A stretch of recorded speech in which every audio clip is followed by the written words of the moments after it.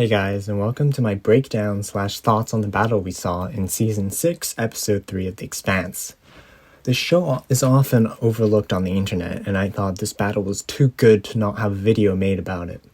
Now, dare I say it, this is my favorite battle in The Expanse so far. Yes, beating the assault on Thoth Station, and even the battle we saw in the Season 5 finale against the Free Navy and Drummer's fleet. First, we'll start with the breakdown. The scene starts out with 4 ships in a high-G burn.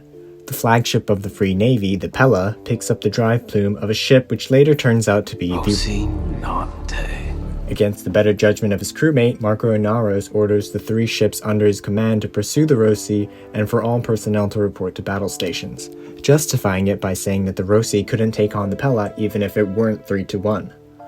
The engagement begins with the Free Navy launching a salvo of 4 torpedoes from each ship, that being a total of 12 torpedoes.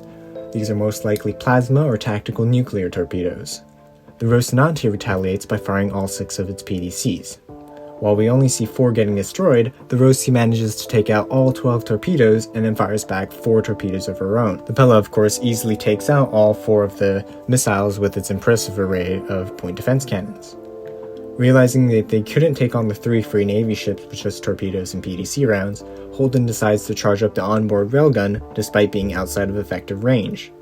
What the effective range of railguns on the Expanse are is slightly unclear, but most sources point it to be somewhere below 1,000 kilometers. The next thing Holden does is what can only be described as a 360 degrees railgun no-scope. He flips the Rocinante violently and fires the railgun towards one of the Belter support ships. Fortunately, due to his unorthodox methods, the crew of the FN Lauber didn't expect a railgun hit and they were easily disabled, with the other Belter ships staying behind to offer aid. This Holden maneuver, however, did not work as easily with the Pella. The next move for the Pella was to fire a salvo of what appears to be another 4 torpedoes. That sort of leads me to believe that the Pella only has 4 forward-facing torpedo launchers. While the Rocinante was able to defend against this attack and also fire off another railgun shot, they lose PDC 2 and 4. The Rossi charges up the railgun again and they miss again. At this point, Bobby comes up to the flight deck of the Rocinante and insists that Holden give her fire control. With the first railgun shot Bobby takes, she realizes that the pilot of the Pella keeps dodging their shots by maneuvering to port. This information allows them to come up with a plan that they eventually execute. The Rocinante fires 4 torpedoes as a distraction, while simultaneously firing 4 short bursts from the 4 intact point defense cannons.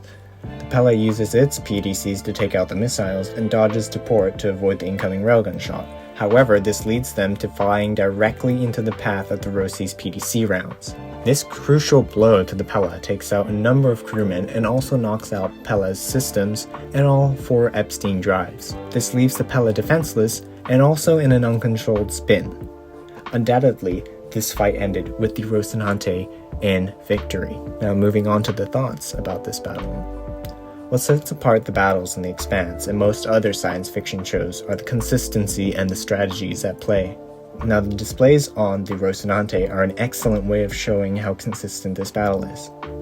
Looking at this picture, we can see the Rossi's torp and PDC loadout. In the past, the Expanse community has had to precisely count the torpedo usage seen in Season 1 and Season 2 to, figure out the maximum capacity.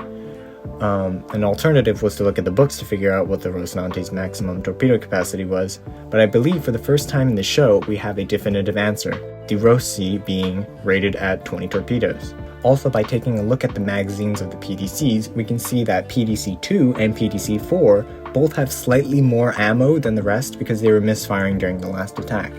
Little details like this really strengthen the story of The Expanse, and I am all for it.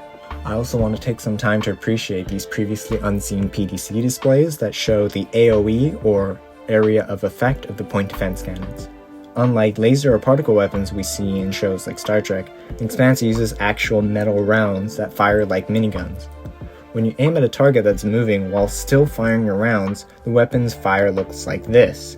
I love how the displays show this by using cones for the point defense cannon's AoE.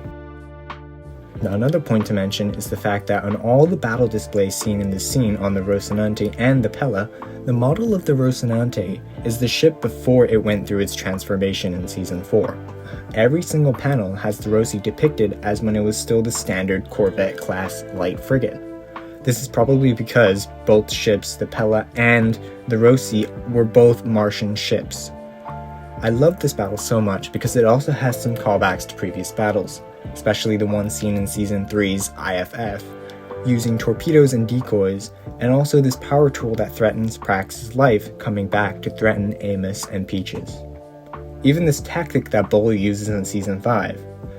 Holden rolls the ship in order to spread out the usage of PVCs across every available cannon to balance the ammunition across all of them.